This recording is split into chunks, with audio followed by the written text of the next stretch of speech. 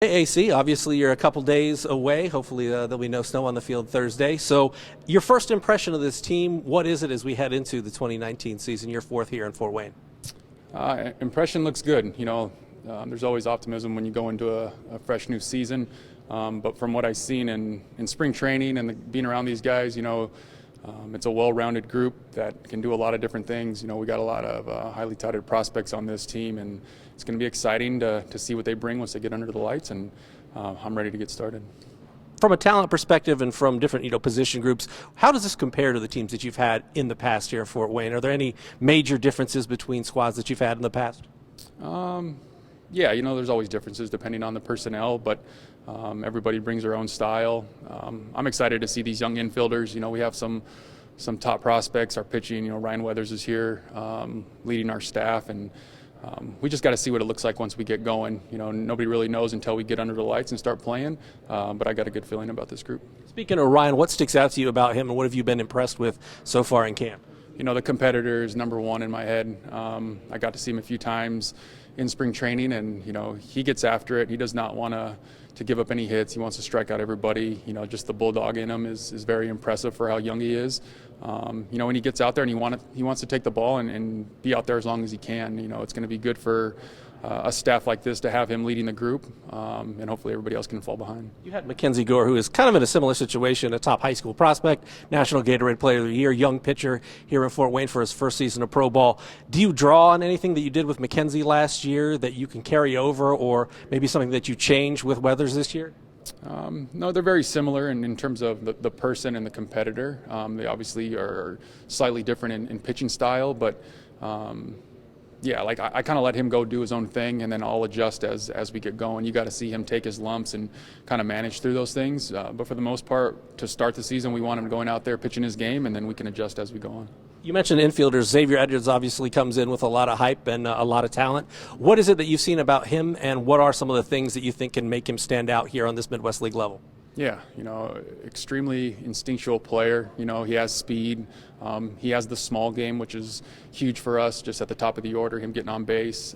His eye at the plate is huge. He just, for how young he is, you wouldn't expect him to be straight out of high school just a year ago. But he's going to create some havoc on the base path. He can pick it at any position on the infield, and we're going to look to him to get on base a lot and have our guys in the middle of the order drive him in. Blake Hunt is. Oh, go ahead. Tuku and Justin Lopez back from injury, along with Xavier. What kind of dynamic infield can that bring with those three? Yeah, they're some of our best defensive guys in the organization. Justin having a year under his belt. He's obviously older, more mature, stronger than I've seen him before. And then with Tuku and X at the top of the lineup, it's just speed and the short game that is going to be huge for the middle of the lineup guys. And like I said, it's going to be fun to watch them play together. They're going to be moving around the infield, playing different positions, and we're just ready to get going. You bring Blake Hunt behind the dish as well. I guess what are your hopes for him as he comes along? Yeah. It's his first full season, so you just don't know how these guys are going to take it and how they're going to adjust. From the trend in the last 3 years, the first half is always your growing pain part of the season. We expect him to have a few of those, but he's a very coachable kid, good kid that has power to his game, can block, and do a lot of good things behind the plate. But like I said, we got to see what it looks like once we get out into the field. Yesterday you talked about some different personalities, and your coaching style is going to change depending on who you have, but have you seen any personalities yet, maybe on that bus ride or in general? Since the bus ride was at 5 a.m., they were pretty quiet for that time, but these guys are a good tight group already. You can tell the way they joke around, the way they get along off the field. But it's the adversity they're going to face that is going to bring them even closer together, and I want that to happen as soon as possible. So as faster we can get out there and get going on the field, let them go through those pains, the faster they're going to grow together. It's not hard to be much older than you guys were last year, one of the youngest teams in the league. I guess what do you think about your squad overall and kind of just a little bit older this year? Yeah, the bullpen is older, which is great. They're going to be able to hopefully eat up some innings if our starters don't do what they're supposed to do. Our outfield is older. We have 3 college guys coming into the outfield, along with Augustine Ruiz, who was here last year towards the end. there's a lot of experience and baseball players. When I say that, I mean just the instincts, the clock, the way they know how to go about their business is there. Now I'm just going to try to lead them as best I can, and hopefully they do their part on the field. AC, do you have your rotation set? And if so, who's your opening day starter? Who's going to be your number 2 as we get going here? Ryan Weathers will start opening night here. And then after that, it's Efren Contreras, no relation to me at all. Just throw that out there now, day 1. He'll go day 2. Day 3 is Joe Cantillo. He was here last year towards the end, and that's about as far as he'll go right now, and then we'll adjust as we go. When you see, Tatis in the opening day lineup up in San Diego, who was here 2 years ago, and then Mark Gavicius, was your opening day starter out over in Ohio last year, now in the Padres rotation. Is it easier to convey to these guys how close they are and how much the Padres are keeping an eye on what they do and make your job sort of a little bit easier, knowing that the majors might not be all that far away? Sure. Yeah, that's the number one kind of motivator for them is when they see their peers making it up there and having an impact at the big league level. I don't have to do much convincing with this group. They know where they stand. They know where Tatis and Paddock and Mark Gavicius kind of line up in our organization. And right now, with being the number 1 farm system and all the hype with Manny Machado and them joining the organization, these guys are in a good position. And hopefully I don't have to use that as motivation. They let their game and their practices and everything, speak for itself. But yeah, it's definitely easier to convey to them when they see their peers making it.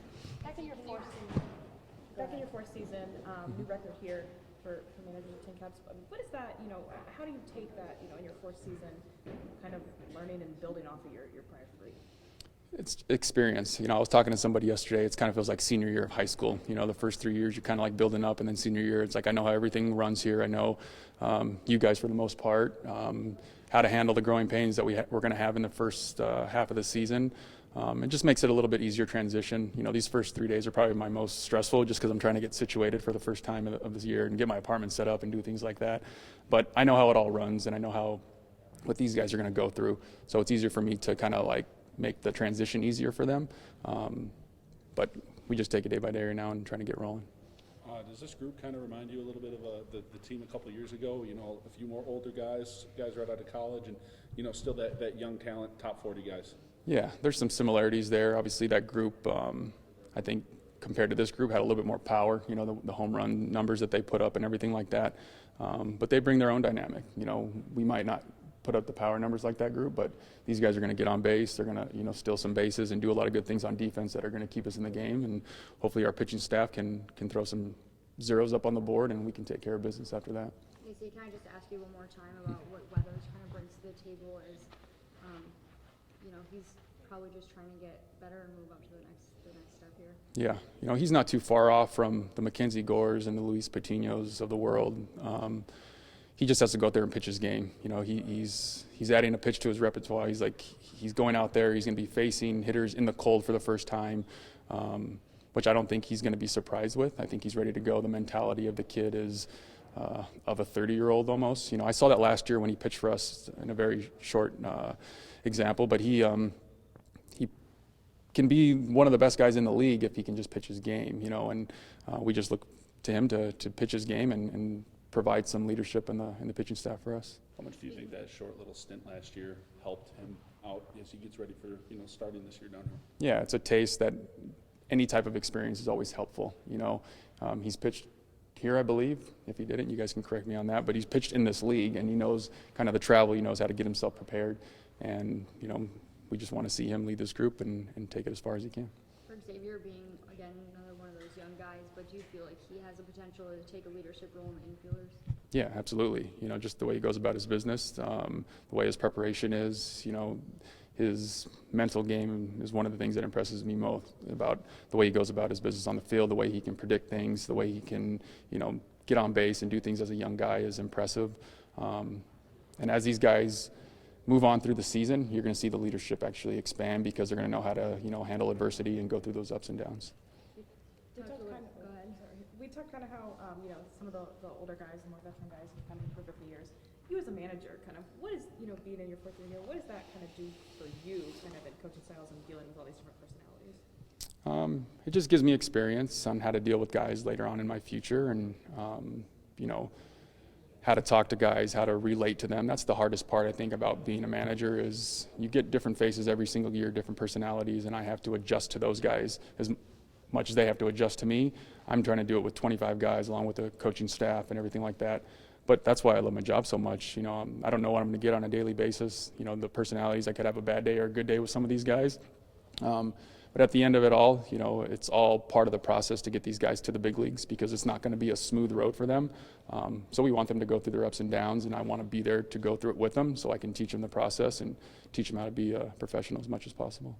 For you being able to talk about playing small ball with some of these infielders, is that something that you're prepared to coach? Did you coach a little bit of that last year? How will that style change from maybe your past? Yeah, I've said it before, like my coaching style or the way I manage a game is based off the players that I have. So I've taken that in consideration. We've obviously practiced it a lot in spring training. I know what kind of players that I have with me and how I'll kind of like strategically manage the game.